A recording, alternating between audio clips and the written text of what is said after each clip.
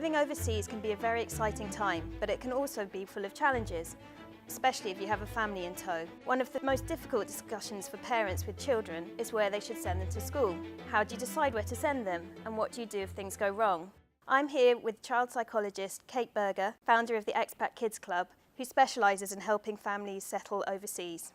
What would be the benefits of an international school as opposed to a local school? The benefits of an international school are that ideally the school community is more understanding about the unique challenges that expatriate third culture children are facing. What are the upsides of being an internationally educated child? Relocation can present a range of unique opportunities for children and kids who are in this international circuit or community or school are exposed to many different cultures and different sorts of people, and develop this global mindset and understanding about taking broad perspectives on issues, even in day-to-day, playground negotiations maybe.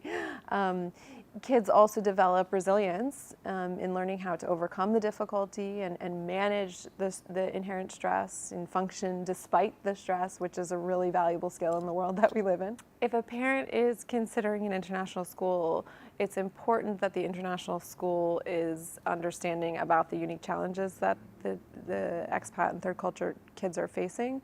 So if a school has a transitions program, that would be fantastic, and that would mean having ideally communication with the school that the child's coming from, and then the current school, and then even if the child's moving on, having some kind of connection with that future school as well. And what are the resources they can draw on in making the decision? What's your advice there?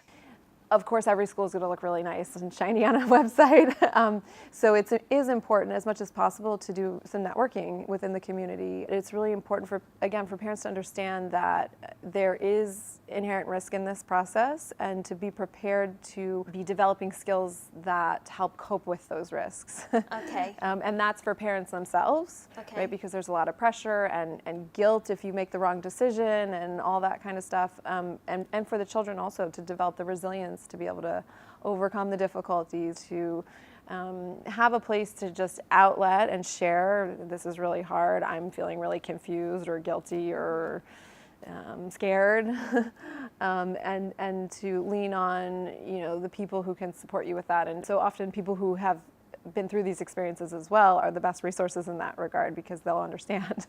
How can you tell whether your children are settling in or not? It really varies, based on the child's personality and temperament, and if parents are tuned in and if the communication is strong. Certainly you would see sometimes behavioral changes, so a child who used to be really engaged and participate in extracurriculars and activities like that maybe starts to withdraw.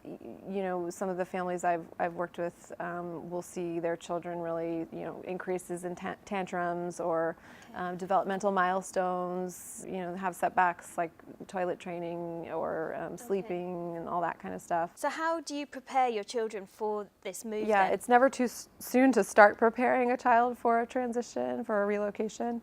It's as much as possible really important to have a effective closure, a good goodbye as it's called in the industry. Making sure that you're saying goodbye to the place where you've been living.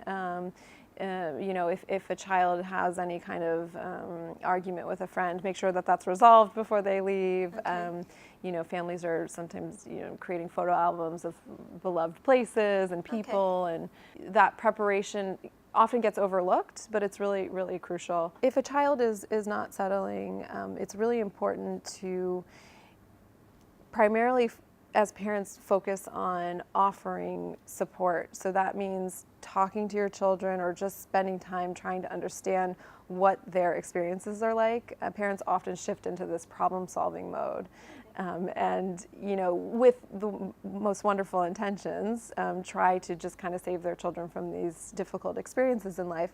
But in fact, it's much more valuable to help children understand how to verbalize what the experiences are like. Parents can help themselves through the difficulties by consciously attending to the intention behind the relocation in the first place. So thinking about, why did we move in the first place? Why was this important to us? Why did we make this decision? Repatriation is if not as challenging, more challenging than expatriation often, because what's happened is a family, for a child who's lived abroad, has experienced all these wonderful things, or maybe not so wonderful things, and has developed skills that you can't teach in the classroom, right?